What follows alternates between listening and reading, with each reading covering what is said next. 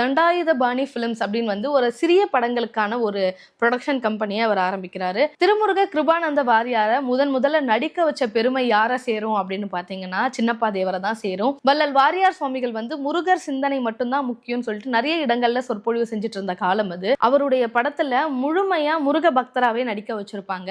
இது மட்டும் இல்லாம வயலூர் கோவிலுக்கு வள்ளல் வாரியார் சுவாமிகள் நிதி திரட்டிட்டு இருக்கும் பொழுது சின்னப்பா தேவர் அவர்கள் தான் எம்ஜிஆர் கிட்ட வந்து வள்ளல் வாரியார் சுவாமிகளை அழைச்சு கொண்டு போவாங்க. இந்த ஒரு காட்சியை பத்தியுமே நம்ம இதுக்கு முன்னாடி பேசியிருக்கோம். எம்ஜிஆர் அவர்கள் வந்து தன்னுடைய சினிமா வாழ்க்கையில இருந்து அரசியல் வாழ்க்கைக்கு திரும்புற நேரம், அதாவது கடவுள் மறுப்பு அப்படின்ற ஒரு கழகத்துல அவர் இருந்த போது கூட எம்ஜிஆருக்கு முருகன் வேடம் போட்டு அழகு பார்த்தவர் யாரு அப்படின்னு பாத்தீங்கன்னா சின்னப்பா தேவர் அவர் தான்.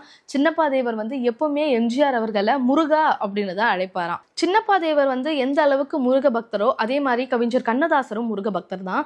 கவிஞர் கண்ணதாசருக்கு ஒரு முறை வந்து சின்னப்பா தேவர் அவர்கள் வந்து ஒரு 40,000 ரூபாய் கொடுக்கிறாரு. கவிஞர் கண்ணதாசன் அவருடைய பெண்ணுக்கு வந்து திருமண ஏற்பாடு நடக்குது. ஆனா திருமணத்துக்கு எங்கேயுமே மண்டபம் கிடைக்காததால அவர் ரொம்ப கஷ்டத்துல இருக்காரு. அப்ப சின்னப்பா தேவர் அவர் கூப்பிட்டு அவர் கையில வந்து ஒரு 40,000 ரூபாய் கொடுக்குறாரு. நீங்களே மண்டபத்தை கட்டுங்க அப்படின்னு சொல்லிட்டு கண்ணதாசன் அவர்களுக்கு வந்து இந்த ஒரு நிகழ்வு வந்து ரொம்ப நெகிழ்ச்சியை கொடுத்தது அந்த நேரத்துல. ஆனா சின்னப்பா தேவர் வந்து இந்த ஒரு விஷயத்தை ஏன் செய்தாரு அப்படின்னு பாத்தீங்கன்னா ஒரே ஒரு பாடல் வரி தான் இதுக்கு காரணம் அப்படின்னு சொல்லிட்டு பொதுவா எல்லாருக்குமே தெரியும்.